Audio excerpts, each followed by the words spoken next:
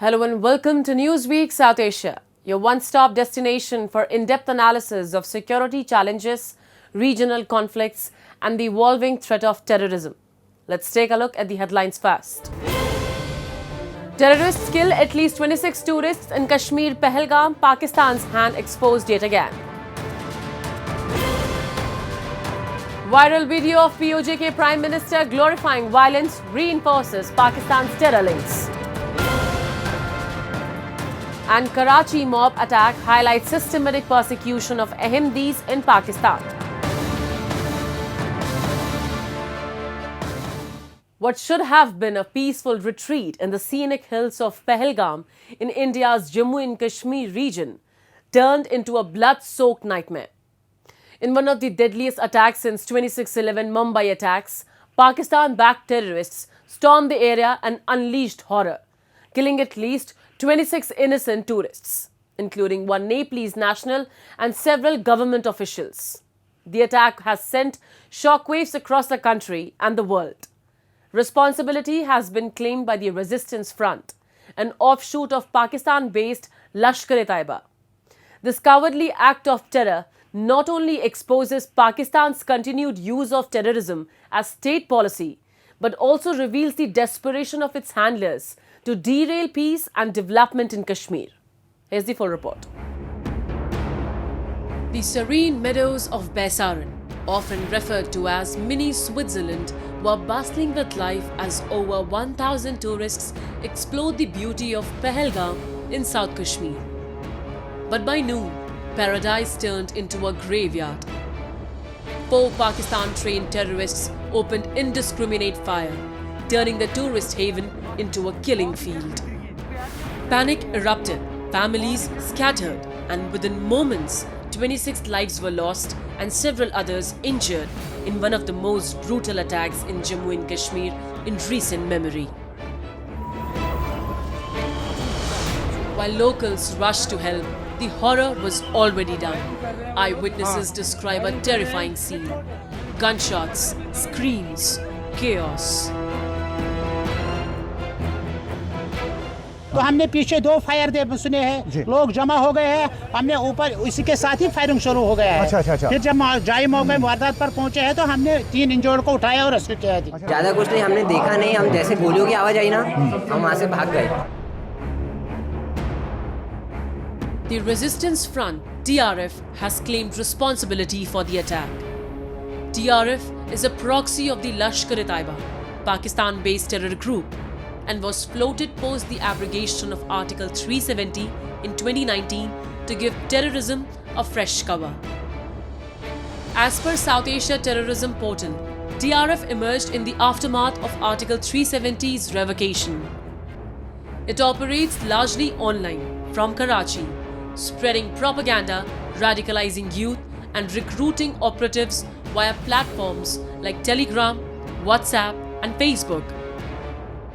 This attack is part of a broader strategy to instigate communal tensions and sabotage India's efforts to rebuild Jammu and Kashmir. Pakistan's support remains central. Intelligence inputs confirm active terror training camps maintained by groups like Lashkar-e-Taiba and Jaish-e-Mohammed in Pakistan-occupied Jammu and Kashmir.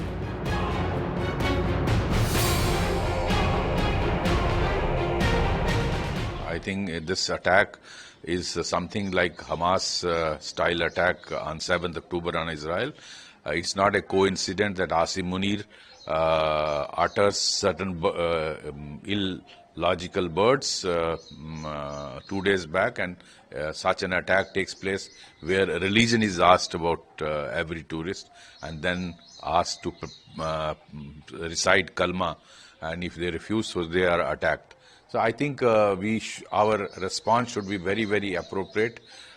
Something like what Israel, the way Israel responded.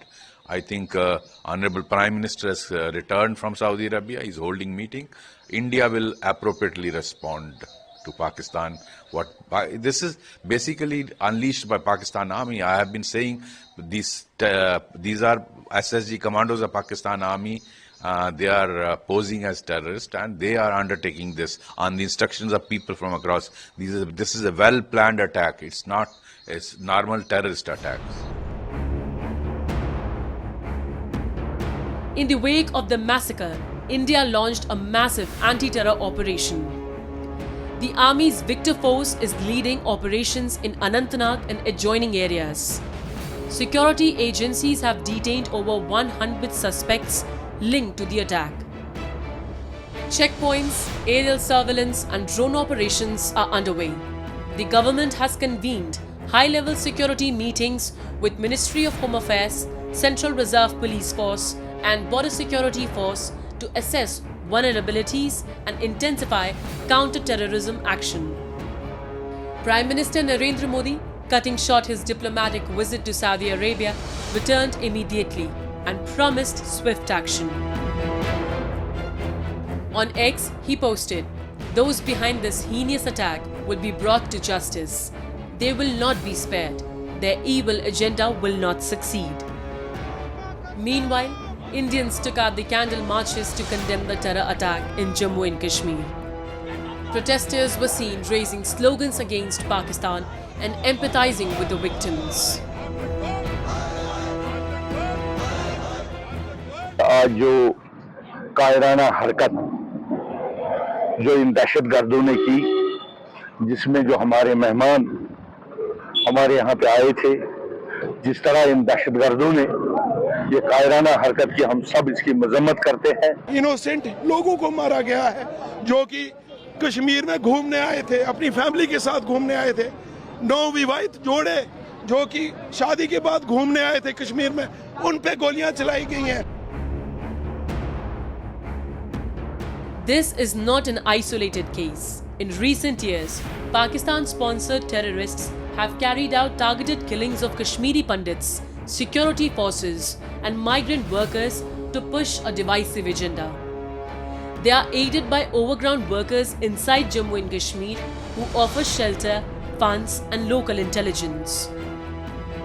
Once inside, terrorists spread across areas like Kathua, Doda, Rajouri and Kupwara to execute attacks.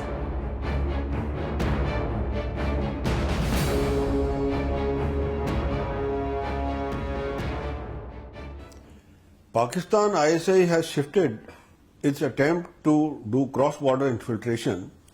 Earlier, it used to be in Kashmir Valley. After Operation All Out and Article 370 was abrogated, infiltration over there has been very difficult for them.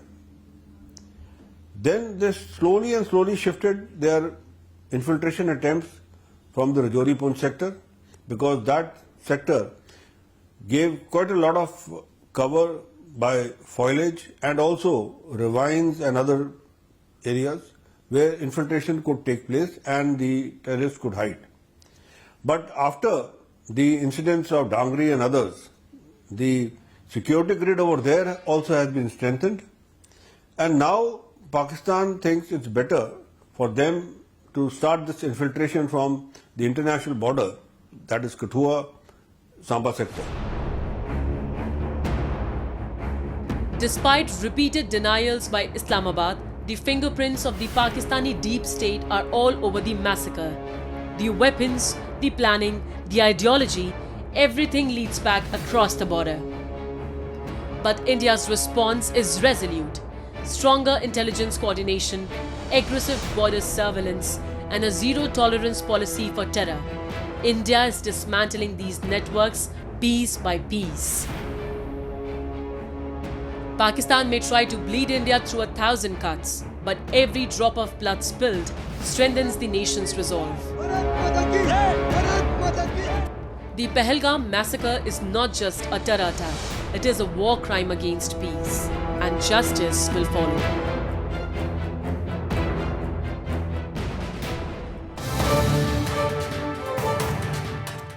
To delve deeper into this critical issue of cross-border terrorism and its far-reaching implications, we are joined by a highly respected voice in the field of defense and national security, retired Major General Dhruv Katoch. He brings with him an extraordinary wealth of experience in sub-conventional conflict. He has led crucial counter-insurgency operations in Jammu and Kashmir, the northeast, and served as part of the Indian peacekeeping force in Sri Lanka. A decorated veteran, and he was awarded the Sena Medal for his exemplary leadership during an active combat on the line of control. Hello, sir. Welcome to the show. Thank you. It was a pleasure to be here. Sir, how do you assess the recent terror attack in Pahalgam, where innocent tourists were brutally targeted after ascertaining their identity? What message does such an attack convey? You know, in my view, this is the worst terror attack which has taken place in India.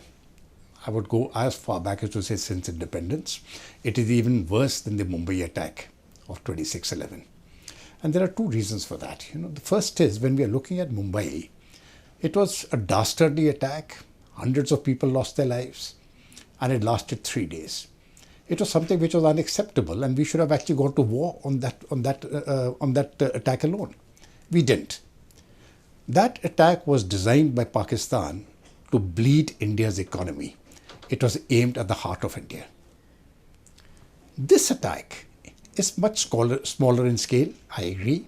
It lasted for half an hour, maybe less. And we lost in this 26 people. An equal number or more were wounded in this. But why do I say this is worse? Because this aimed at the very soul of India. It aimed at Sanatan. It was designed to destroy India's spirit. And that's why I consider this more dastardly and something which has to be retaliated to with such great force and with such great vehemence that Pakistan will never consider doing such a thing again. Sir, in your view, what explains this disturbing shift in terror strategy from targeting security forces to attacking unarmed tourists, especially when Kashmir's tourism sector has been showing signs of revival after the abrogation of Article 370? You see, I think one thing which Pakistan has realized that the more Kashmir became normalized, the more it started going into the path of development, the worse it was getting for Pakistan. Their narrative had finished. It was all but dead. And every passing day was driving one additional nail into that coffin of Pakistan's narrative. So they had to do something drastic. And while most of us had anticipated that there will be a terror attack, especially because the Vice President Vance of the United States was visiting India, and every time when a senior leader, especially from the United States, visits India, whether it's their president or the vice president, something the Pakistanis like to conjure up something. It has been consistent. So when we look at all this, we find that the Pakistani imprint is there. We know the time was selected to coincide with the visit of Vice President Vance, and we also know that they were losing the power of their narrative. India recently announced the suspension of Indus Water Treaty. From a strategic standpoint, what message does this send to Pakistan? There were 5 messages which were sent as the defense, I beg your pardon, as the foreign secretary enunciated. And these 5 points can actually be coalesced into or condensed into 3.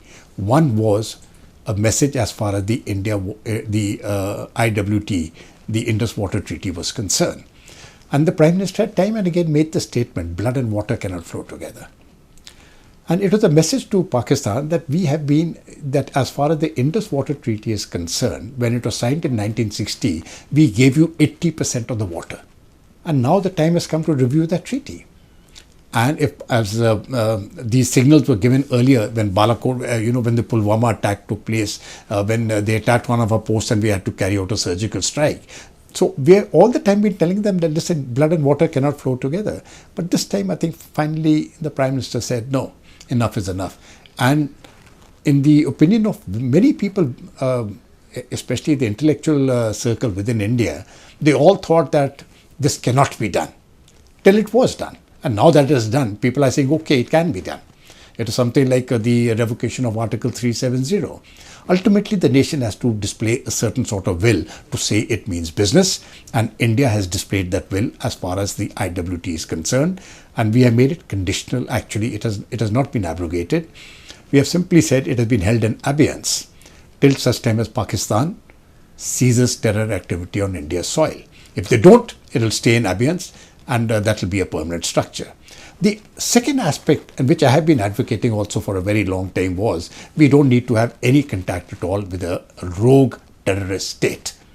So while the contact was already limited, it has been further shortened, and the certain facilities which people were getting as far as visas, etc. are concerned, they are over, and at the Atari border, that has been closed. I think that, in my personal view, that is a very positive step.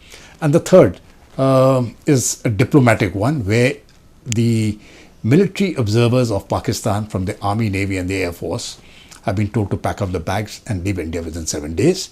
And we have also recalled our armed forces personnel from Islamabad. Sir, recently during an address, Pakistani Army Chief Asim Munir reiterated the two-nation theory, emphasizing irreconcilable differences between Hindus and Muslims. In light of the Pahalgam terror attack, how do you view Pakistan's continued reliance on such an outdated and divisive ideology, especially when it seems to embolden extremist elements rather than contribute to peace? Not only India, I think the whole world is surprised that he could actually make a statement like that. Now, we all understand that Pakistan is a vitriolic, radicalized country, and that process started from Ziaul Haq's time.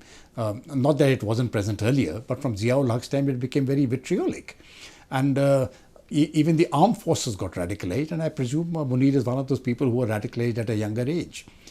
Now, their school children are being taught to hate Hindus.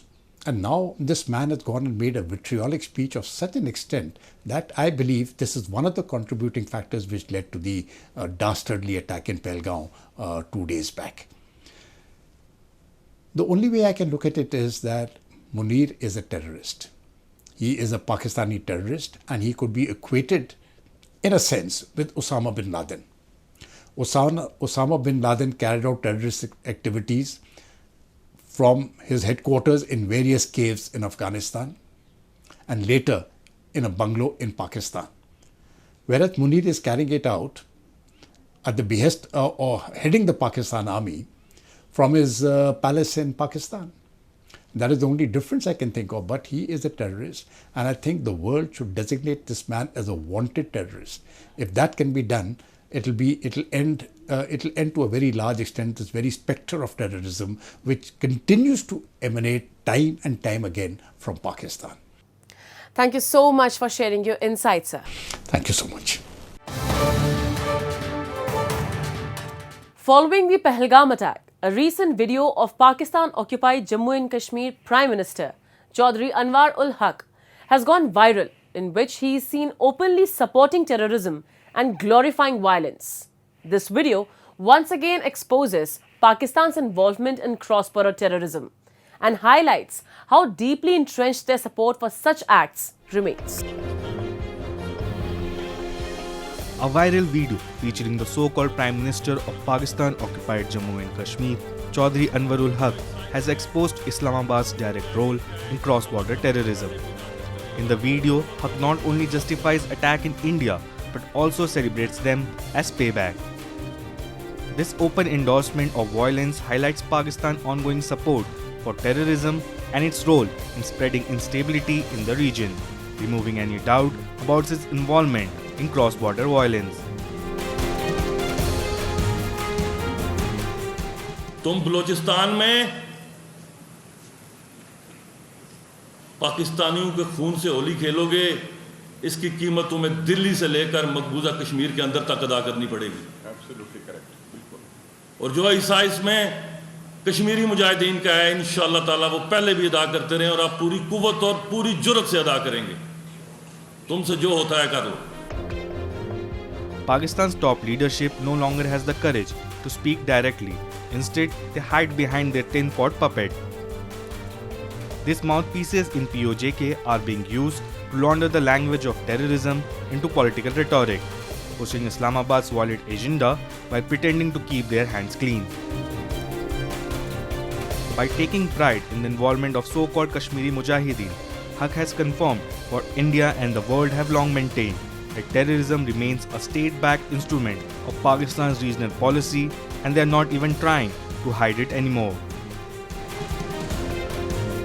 This view is echoed by US security experts who have condemned Pakistan for its continued support of cross-border terrorism, further intensifying the growing international scrutiny of the country's action. Only reaction that the United States should take is a formal designation of Pakistan as a state sponsor of terror and a designation of Asif Munir as a terrorist. The only difference between Osama bin Laden and Asif Munir is Osama bin Laden lived in a cave and Asif Munir lives in a palace. But beyond that, the two are the same, and their end should also be the same. Anwarul Haq's statement isn't just the opinion of one individual, it is a reflection of a larger system that enables and amplifies such dangerous rhetoric. His words represent a mindset and a policy deeply embedded within the Pakistani establishment. Terrorism remains deeply entrenched in Pakistan's regional playbook, and the world must now decide how long it will continue to look the other way.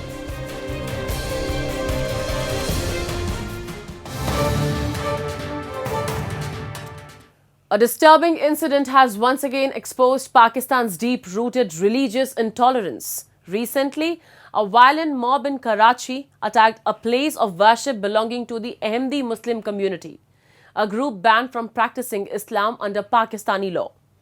One man was brutally lynched and dozens trapped inside the building were left fearing for their lives. Here's the full report. In Karachi's southern neighborhood, chaos and brutality played out in broad daylight.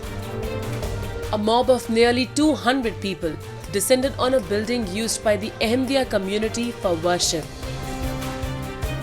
Armed with bricks and sticks, the crowd beat 47-year-old car workshop owner to death, a killing confirmed by local police. कुछ अर्से पहले यहाँ पे बाकायदा अजान दी जाती थी, जो यहाँ के लोगों ने बहुत टाइम पहले एहतिजाज करके वो अजान का मामला ख़त्म करवा दिया। फिर हमने एक मुकदमा कायम किया कि ये गुंबद मीनार वगैरह बने हुए ये मस्जिद की मुशाबियत रखते हैं, इसको ख़त्म किया जाए। उस पर अभी केस जारी है, लेकिन यहाँ के मुश्तहिल मुसलमानों ने खुद आकर अपने तौर पर इसको तोड़ दिया। Ahmadis consider themselves Muslim, but their belief in a messianic figure after Prophet Muhammad has drawn the ire of religious hardliners in Pakistan. Since 1974, Pakistan's constitution has labelled them non-Muslims.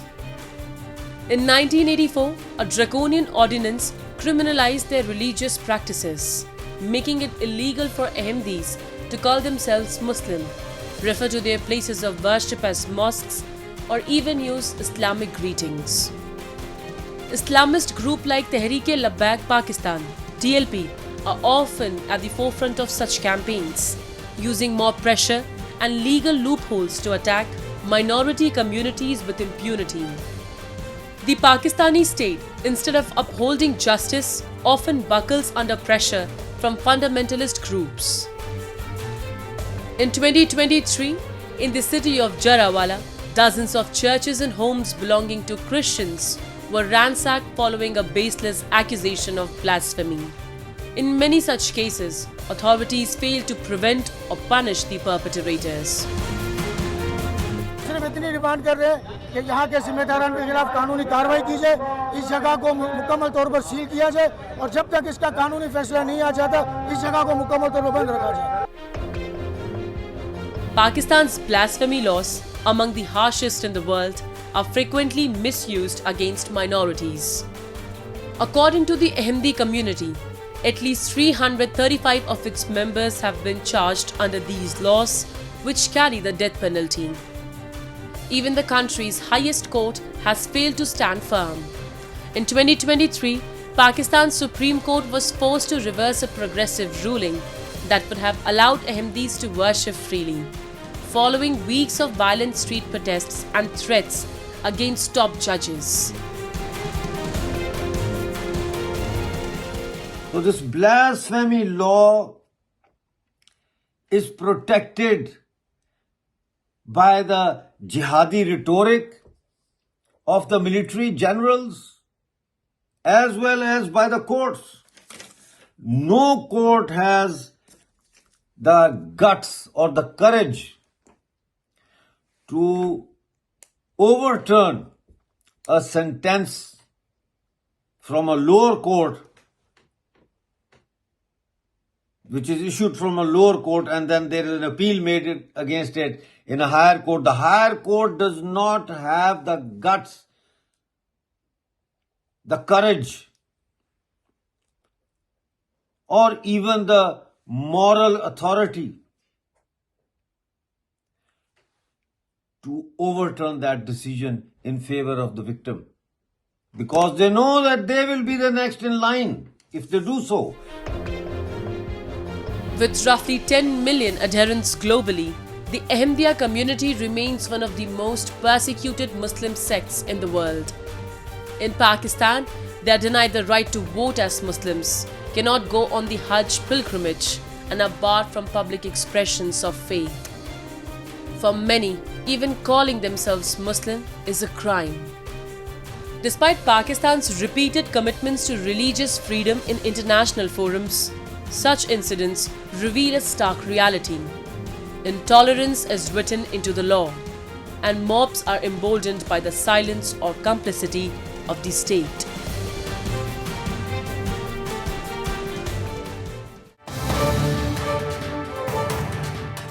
And with that, we come to the end of this edition of Newsweek South Asia. We'll be back next week with more news, views and analysis from the subcontinent. Meanwhile, do keep writing to us at nwsa@anin.com. This is Shivangi Mishra, signing off on behalf of the entire production team of Newsweek South Asia. Goodbye and take care.